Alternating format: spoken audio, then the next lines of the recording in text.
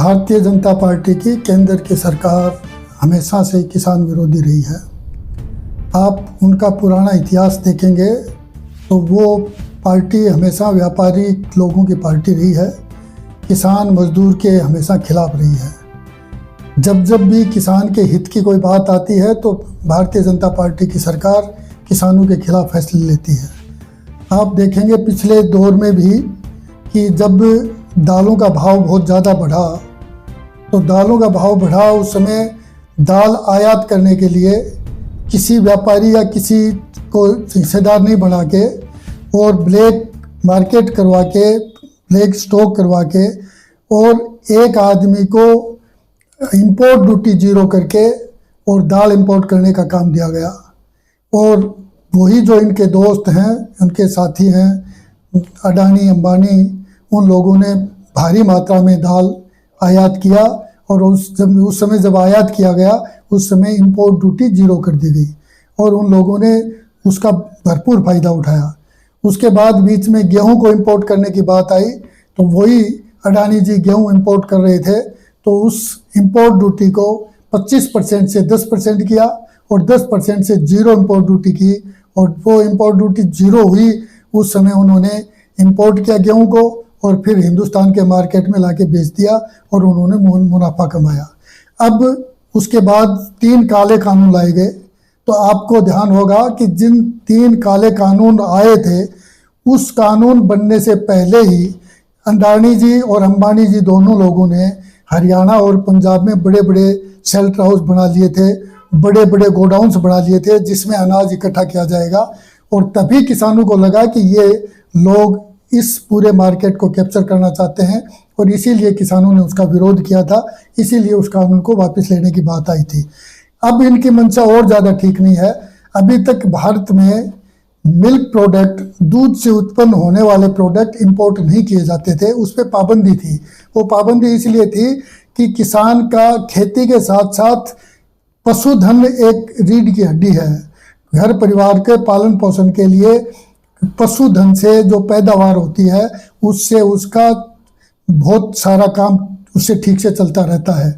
और इसीलिए भारत सरकार ने बहुत सालों से हिंदुस्तान का मिल्क प्रोडक्ट इंपोर्ट करने का कानून बंद था, क्योंकि जो प्रोडक्ट हमारे यहाँ पैदा होता है उस प्रोडक्ट का ही उपयोग किया जाना चाहिए।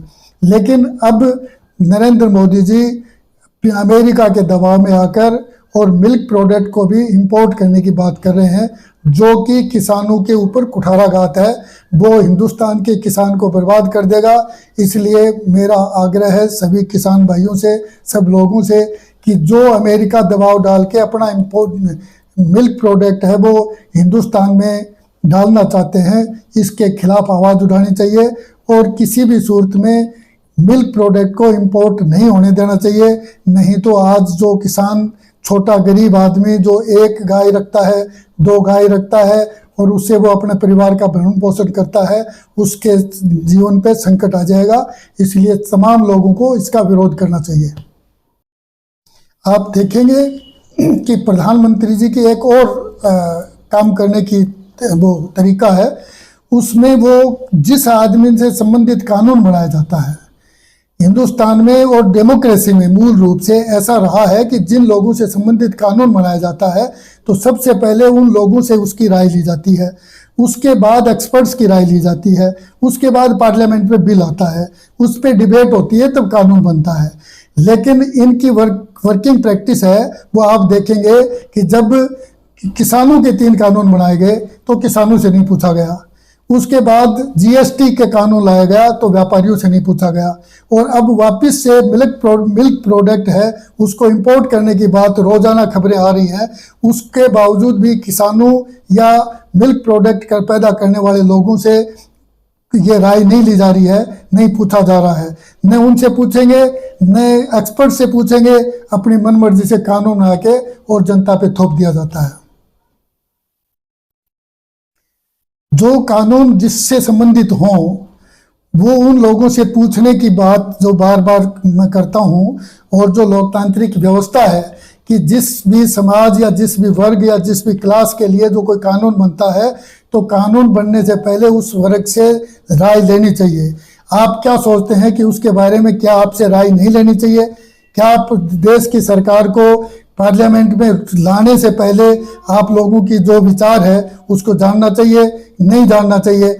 ये डेमोक्रेसी इसी बात के लिए है, एमपी एमएलए इसीलिए चुन के आते हैं कि आपकी क्या राय है वो आप अपनी राय प्रकट करें और तब वो जाके पार्लियामेंट में अपनी राय प्रकट करें। तो आपकी राय को जानना चाहिए कि नहीं जानना चाहिए, मैं ये आपसे पूछना चाहता हूँ। इसमें जो मैं आपको बात कहना चाह रहा हूँ उसमें कोई पार्टी पॉलिटिक्स की बात नहीं है।